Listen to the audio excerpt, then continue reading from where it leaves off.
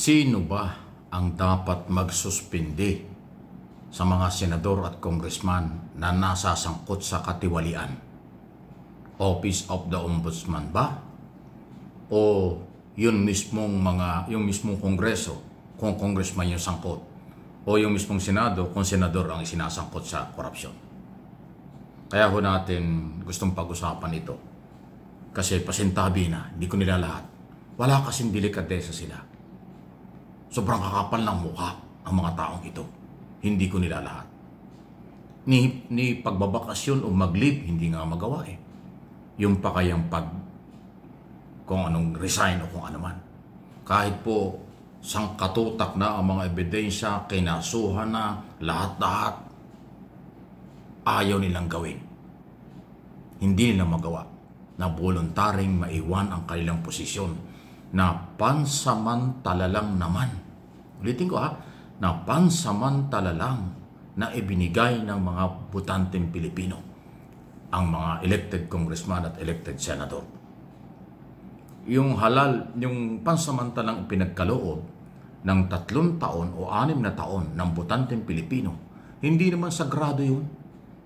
Na ibig sabihin yan kahit ka korap, kahit abusado ka, pero dahil ikaw ay inihalal, hindi ka aalis, hindi ka magre-resign, wala pong ganun Dahil yung pagboto ng mga Pilipino, hindi naman yun yung panghabang panahon na naniniwala sa iyo. Hindi naman yun panghabang 6 na taon o 3 taon na ikaw ay ipaglalaban at paniniwalaan ka. Yung pagbotong yon ng mga Pilipinong botante ay kanilang obligasyon. Pero dapat yung ipahalagahan na pag nawala ang tiwala ng mga botanteng ito sa iyo bilang elected congressman at senador, abay dapat mag-alsabalutang ka na dahil temporary lang ang binigay sa iyong trabaho at posisyon. Pero dahil nga po walang ganon sa mga politiko, di ko nila lahat, halos lahat, di ko nila lahat, na walang delikadesa. Kapit ko. Ulitin ko, kakapal ng mukha. Kaya ngayon, tinatanong natin at pag-usapan natin, sino ba ang magsususpindi? Kasi yung nangyari kay Joel Villanueva, merong suspension, dismissal order from service, disqualification. Decision niya ni Conchita Morales Carpio, ombudsman noong 2016, hindi ipinatupad. Tapos nabago pa. Nabaliktad pa. Kaya tuloy-tuloy ang pagiging senador niya. O di ba? Parang nawala yung authority ng ombudsman. Hindi naman pwedeng ang Malacanang, wala pong authority ang presidente na magsuspindi o magtanggal ng senador at congressman. Fake news yung nagsasabing, wala na itong senador na ito, tinanggal na yung presidente. Kalukuhan yun. Huwag kayong maniwala sa ganung mga anggulo ng balita. Fake news yun. Huwag kayong maniwala doon, magiging tanga kayo pag naniwala kayo doon. Maraming gumagawa niyan. Isang senador, congressman, wala na, tinanggal na ng presidente. Hindi po, wala pong authority. Sagradong wala pong authority ang presidenteng magtanggal ng senador at congressman. Kahit po yung mga local executive, hindi pwedeng tanggalin ng presidente yan. Halibang kung may mga kaso, magtatanggal sa kanila ay korte pa rin or batas pa rin, hindi ang Pangulo. So dahil dyan, kung hindi sila mag-resign o hindi siya umalis, ang akin pong nakikita at kailangang ipakita ng liderato ng Senado at Kongreso, Speaker of the House at Senate President, kayo ang magsuspindi sa inyong mga kasamahan kapag nasasangkot sa maling gawain, hindi lang korupsyon, pang-aabuso sa kapangyarihan. Paglilinis ng inyong hanay, kayo ang dapat gumawa niyan. Sa kung anong paraan, resolution, magkaroon kayo ng botohan dyan para disiplinahin. Kasi hindi po sapat yung ethics committee. Alam sa ethics committee, mapagsabihan ka lang, mapangaralan ka, masuspindi na, wala pang nangyayaring ganon. Yung pagtanggal, meron na sa Kongreso dahil naman kay Tevez, ibang issue naman yun. Pero yung issue sa graft in corruption, dapat merong sapat na kapangyarihan ng Senate President at saka House Speaker para magtanggal, magsuspindi, kung hindi mo magtanggal, magsuspindi sa kanilang mga membro pagsangkot sa korupsyon. Yun ang kailangan natin makita.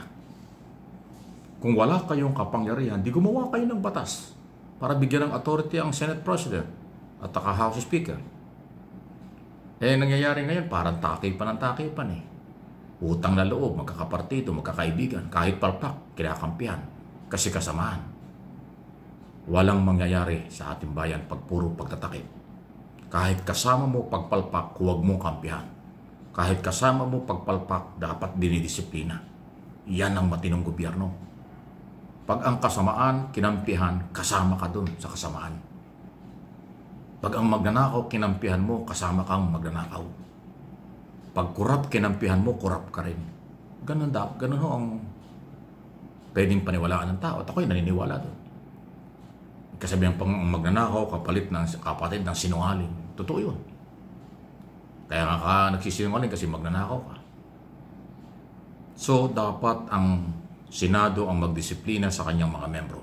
Ang Kongreso ang dapat magdisiplina sa magitan ng suspensyon sa kanilang mga membro. Napakarami po ng involved sa korupsyon. Wala pa ni isa na nag-leave man lang o nasuspindi. Yung mga controversial na dismissal lang Dismissal, hindi suspension Kay Senador Villanueva, nabaliktad pa, tulad ng sinabi ko kanina. Pumabor pa sa kanya. Taas loob pa siya. Pinagyabang pa. Pinagmalaki pa na meron siyang reverse order. Binasura yung dismissal order. Isipin mo yun. Ganyang katindi ang bulok na politika, bulok na sistema sa Pilipinas. Kaya ho talagang tayo pinagtatawanan. Higit sa lahat, nakakahiya. Nakakahiyang sistema. Nakakaya sa ating mga kabataan dahil hindi may pagtanggol ng mga kasalukuyan at mga dating opisyal ng gobyerno na baguhin ang imahe ng bansa sa international community at sa mga kabataan. Ang kabataan ay pag-asa ng bayan. Pero ang kanilang nakikita, napakagulong sistema, napakahinang sistema. Nagtatakipan pa, nagyayabang pa, nagpe-press conference pa ang mga gahaman at korap na mga politiko sa ating bansa. Taas daw pang magdi-deny kahit totoo na. Taas daw parang nagsasabing harassment lang ito, panggigipit lang ito, politika lang ito kahit na sa kabila ng lahat, sangkatutak ng ebidensya, pati yung mga nagbigay ng pera sa kanila umamin, pati yung mga ginawa nila on record meron, pero sasabihin nila harassment lang, paninira lang. Ganon silang kagarapal. Sobrang bait ng mga Pilipino. Napapalampas ang ganito kasi. Yan ang nakikita natin. Sunod na ating pag-usapan, mali or mahina ang abogado ni dating Pangulong Duterte sa ICC. Hindi ho siya mahina, hindi rin siya mali. Ang nakasira kay Duterte ay ang kanyang mga anak at DDS. Yung kanilang mga pinagsasabi sa mga press conference, interview, rally, yon ang basihan. Ginawang pagbasihan ng ICC. Kaya pinakulong si Duterte. Kaya hindi binigyan ng interim release pansamantalang paglaya at kaya rin hindi binigyan ng pagkakataon o hindi binigay yung gusto na walang jurisdiction ng ICC. Dahil ang pinagbasihan nila yung mga pinagsasabi ng pamilya at mga DDS. So sa tingin ko, hindi mali, hindi mahina si Coltman. Kahit anong galing ng abogado, kung maiingay naman yung kliyente, kawawa ang abogado. Dapat ang kliyente at pamilya ng kliyente ay sumusunod sa abogado at naniniwala sa abogado. Pag kinukontra nila at pinangunahan ang galaw ng abogado sa publiko, sa publicity, kawawa ang abogado, kawawa din yung kliyente. Kaya inuulit ko, nakalabos si Duterte, hindi kahinaan ng abogado. Kapalpakan ng kanyang supporters at pamilya dahil sumobra ang paninira sa ICC. Kaya binalikan sila.